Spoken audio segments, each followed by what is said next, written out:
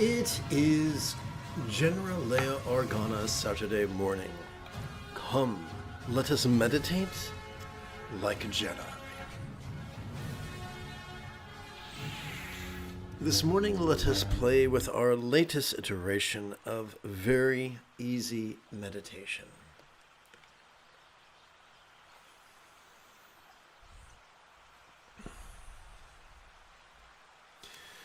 We're going to begin with the first of 4 phases of mindful crease counting meditation.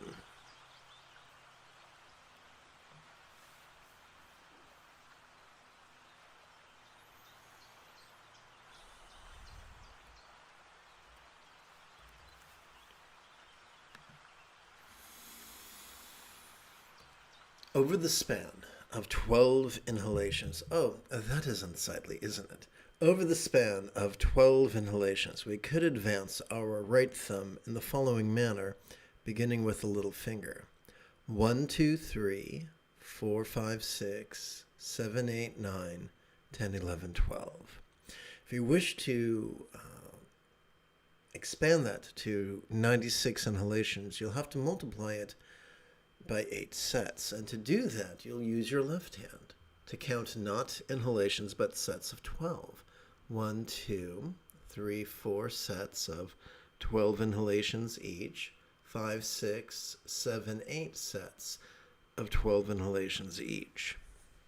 To keep track of this, our first phase of the process, we could rest the great knuckle at the base of our right little finger upon the tip of our left little finger, palms up in our lap. Doing so could gently invite our real or imagined subtle energies to coalesce in the bladder region of our lower abdomen. Come, let us demystify enlightenment. Enlightenment is not a special thing for special people. It's available to everyone, and it is as easy as mastering Gautama Buddha's Eightfold Path. But what do we mean by mastery? We mean we get so good at the Eightfold Path that we are able to practice it spontaneously, habitually, easily, and effectively.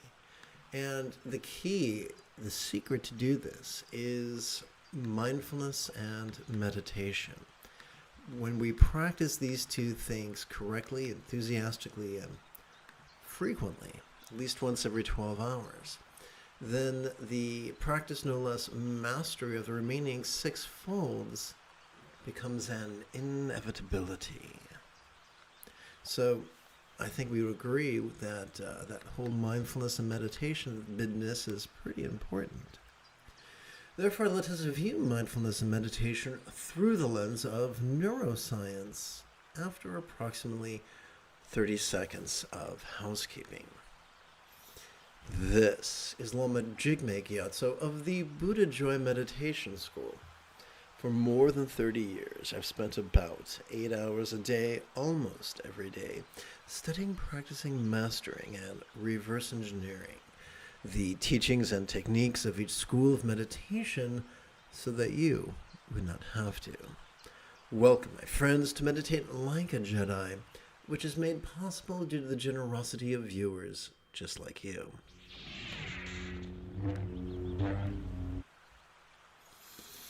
Oh, won't you please chant with me? The nudity of the octuple couple sporting and tantric union reminds us of the vulnerability so crucial to mindfulness. Sturgeon's Law reminds us that 90% of everything sucks, but no, not in the fun, tingly way. Since the Neolithic Revolution, society has been training all of us to be so rigid, fearful, superstitious, controlling, elitist, cryptic, competitive, and cruel that when we see even a minority of people try to follow in Gautama's footsteps and be flexible, loving, rational, laid-back, egalitarian, lucid, cooperative, and kind, they are denigrated. And so when these really, really rigid and controlling people try teaching others meditation, they wind up imploring their students to practice focus and analysis. Now, the only discrete neural pathways capable of performing those tasks are the ones found in very specific regions, such as the medial prefrontal cortex or the dorsolateral prefrontal cortex. When we overwork our prefrontal cortex, it triggers our amygdala, the seat of anxiety and aggression, which are the opposite goals that most of us want from meditation. Fortunately, neither the amygdala nor the prefrontal cortex are the total of our central nervous system. Consider, if you will, mindfulness. When we silently and mentally recite the demonstrative pronoun this during our inhalation, we are able to notice mind's antics of perception, emotion, intention, cognition, recollection, and imagination in a very specific manner, in a manner that is quite vulnerable, passive, visceral, random, and fleeting. This is so because every time we inhale, we automatically access our sympathetic nervous system ensconced within the center third of our spinal cord. Gotta wet my whistle.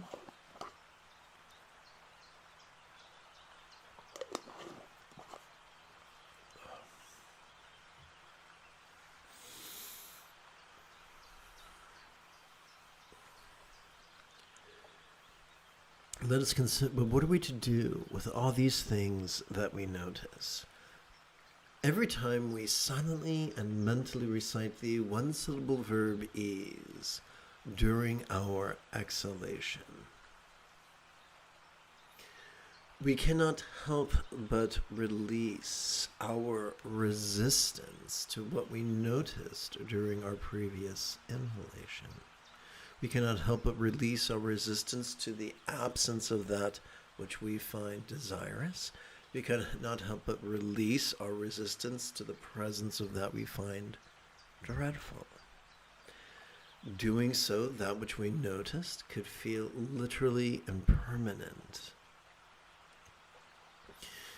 and figuratively as non-graspable as a vast empty void, which itself is exemplified by the illusion of the infinite azure sky on a bright and beautiful cloudless morn, which, although could be tantalizing to the eye, is intangible to the hand. We're able to do this because during each exhalation, we access our parasympathetic nervous system, divided between the lower third and the upper third of that same spinal cord. So this release comes from mindfulness and meditation, the source of the literal experience of impermanence and the figurative experience of emptiness that are so crucial to letting go. So together as a team, let us meditate.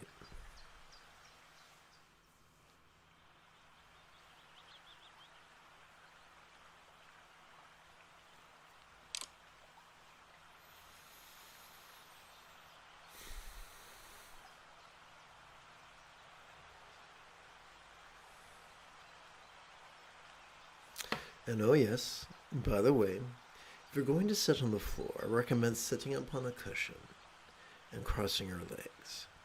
If you're going to cross your legs, ancient statuary infers that the quarter lotus position, where your shins are parallel, is much more sustainable than the full lotus position. If you're going to assume the quarter lotus position, number one, we do not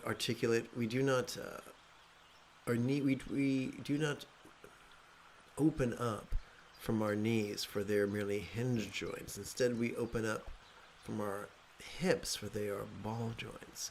Number two, we twist our legs so we don't slam the bony parts of our ankles against the hardwood floor.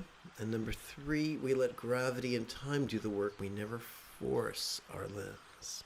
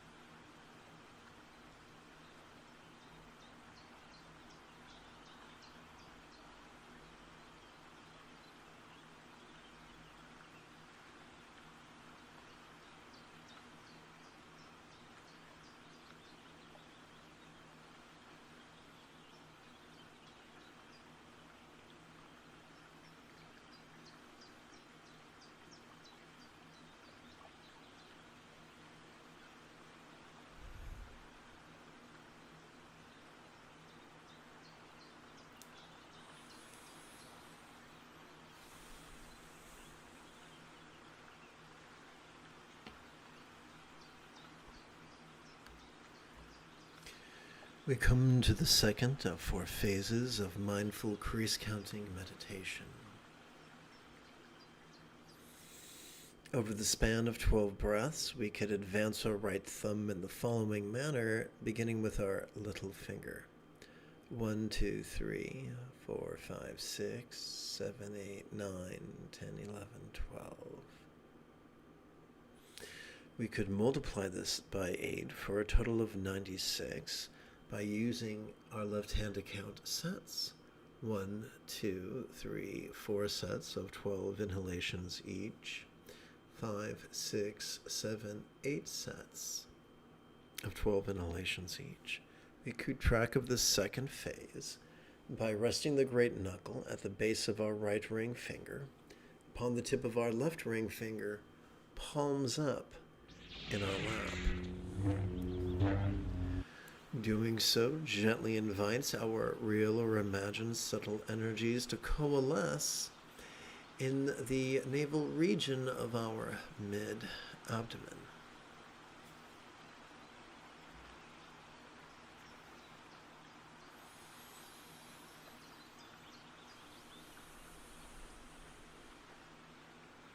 Please chant with me.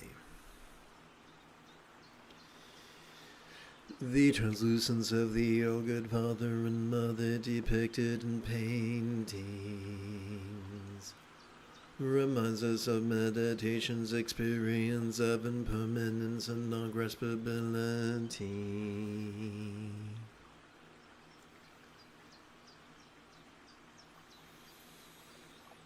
When we silently and mentally recite the demonstrative pronoun this during our inhalation, we cannot help but notice mind's antics of perception, emotion, intention, cognition, recollection, and imagination in a manner quite vulnerable, passive, visceral, random, and fleeting.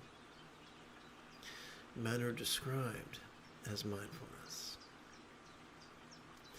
When we silently and mentally recite the one-syllable verb ease during our exhalation, due to the workings of our parasympathetic nervous system, we can't help but release our resistance to whatever, to the presence of whatever dreadful thing we noticed during our previous inhalation.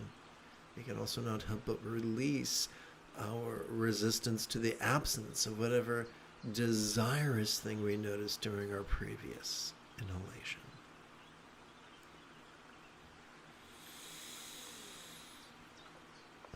As such, this can free us from the tyranny or the control that our anxiety and aggression could exert over our intentions, communication, conduct, and commerce.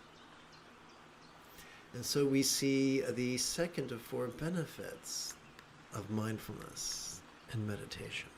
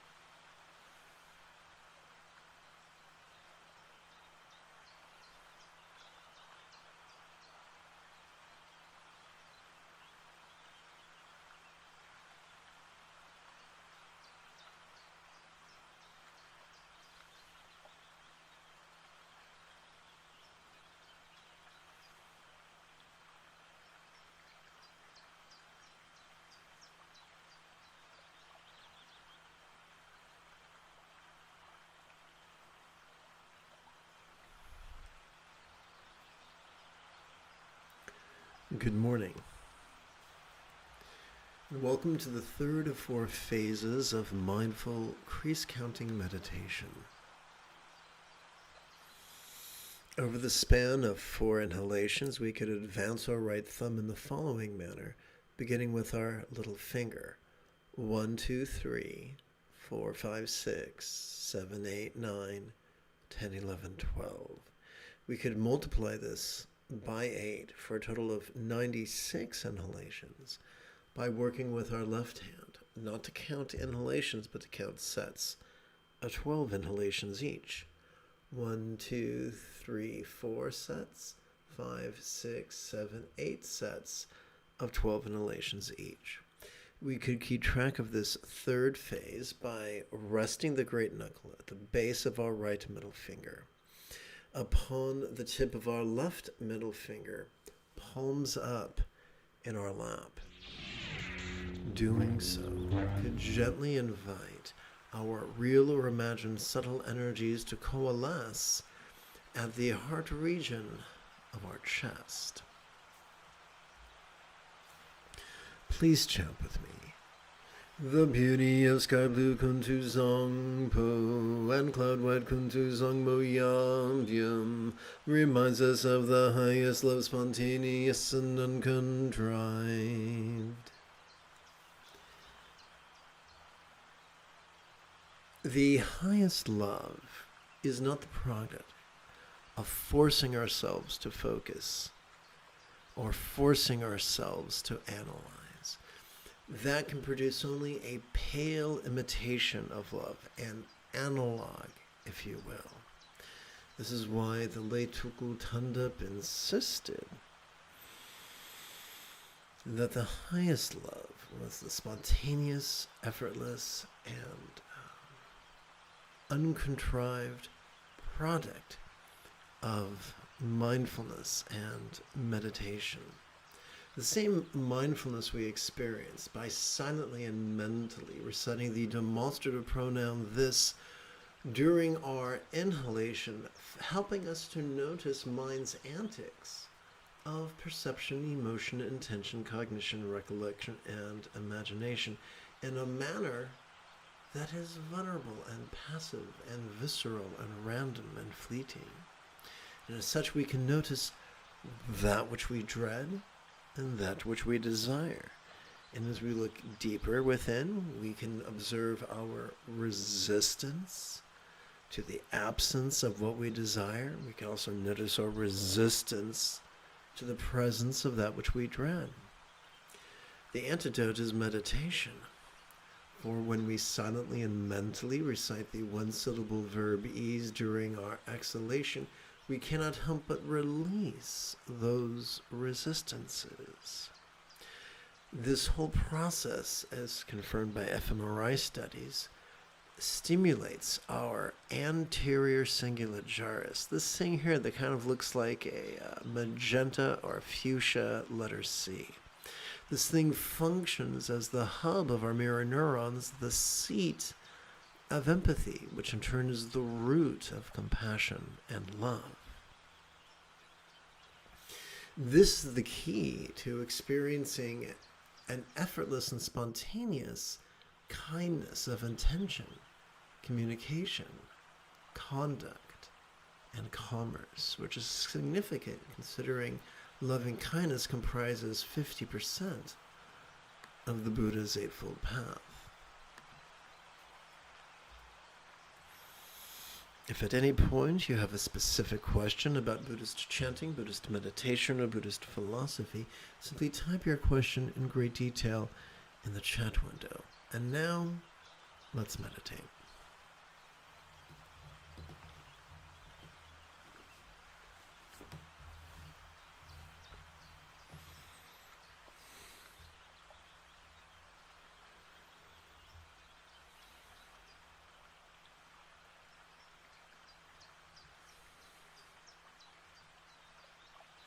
If you're going to sit on the floor, I recommend the quarter lotus more than I do the full lotus.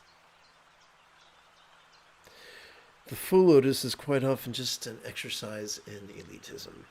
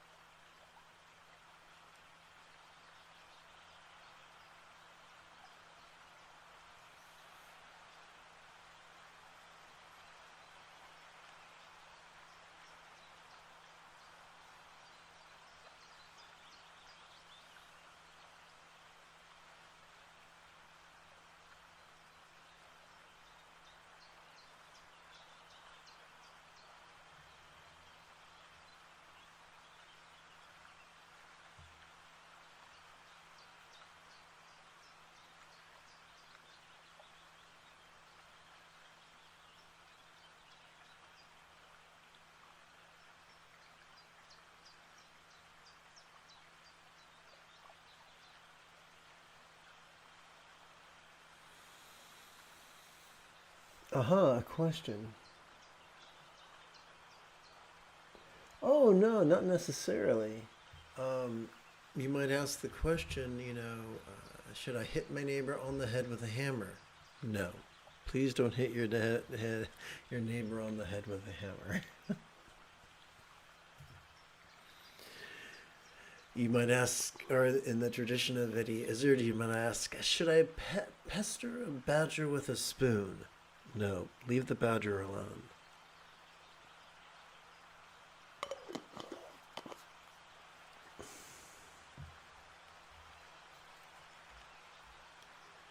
We come now to the fourth and final phase of mindful crease counting meditation. Over the span of 12 inhalations, we can advance our right thumb in the following manner, beginning with our left finger. 1, 2, 3, 4, 5, 6, 7, 8, 9, 10, 11, 12. We can collect 8 sets of this for a total of 96 breaths by working with our left hand to count 1, 2, 3, 4 sets of 12 inhalations each. 5, 6, 7, 8 sets of 12 inhalations each. To keep track of this fourth phase, we can rest the great knuckle at the base of our right index finger, upon the tip of our left index finger, palms up in our lap. Doing so gently invites our real or imagined subtle energies to coalesce at the crown region of our head. Please chant with me. The stability with which Kablu Samanta Madra sits, and the abandon with which Cloud White Samanta Bandri sports, reminds us of the effortless effort of centered spontaneity.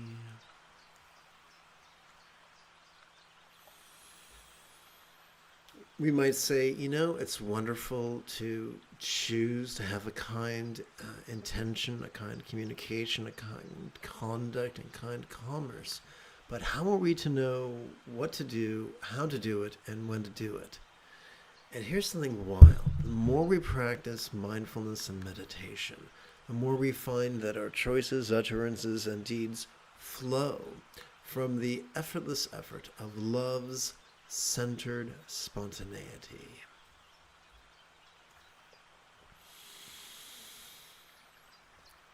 Every time we let's try this again. Every time we silently and mentally recite the demonstrative pronoun this during our inhalation, we can't help but notice that which we dread, that which we desire. We cannot help but resist the presence of what we dread. We cannot help but resist the absence of that which we desire. And yet, as we silently and mentally recite the one-syllable verb ease during our exhalation, we notice we begin releasing those resistances. Now you might say, won't that make me a doormat? Here's the funny thing. When our choices, utterances, and deeds flow from centered spontaneity, we are anything but passive. We are dynamic, but non-neurotically dynamic. We are moving not from fear, but from love. We're moving from our Buddha nature, which is like a triangle composed of 3 things.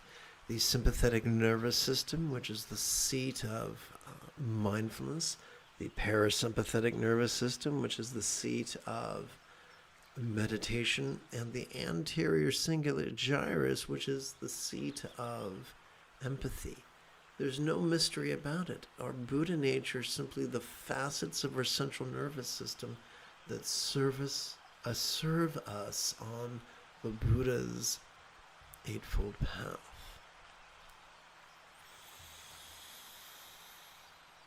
Does this mean we'll never have a violent thought? No, we're going to have the full spectrum of emotions, the full spectrum of intentions, the full spectrum of thoughts, memories, and imaginings. But there's a difference between perceiving these things and being controlled by these things. We do not rely on self-control, for that is exhausting. We simply dance between our sympathetic and parasympathetic nervous systems, noticing and releasing and tumbling our way through the clown school of life. Let's meditate.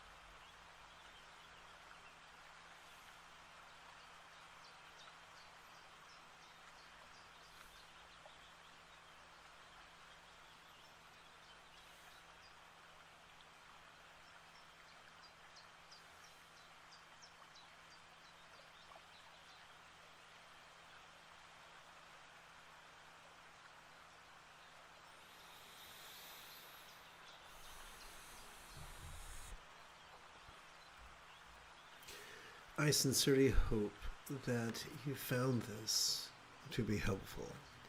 If you feel that I have earned it, you could give this live stream a thumbs up. You could even help support this channel. In approximately 3 hours or so, I guess not, in approximately 11 hours or so, I would really enjoy returning for tonight's evening meditation class and group practice. And if you are as geeky as me, may the Force be with you always.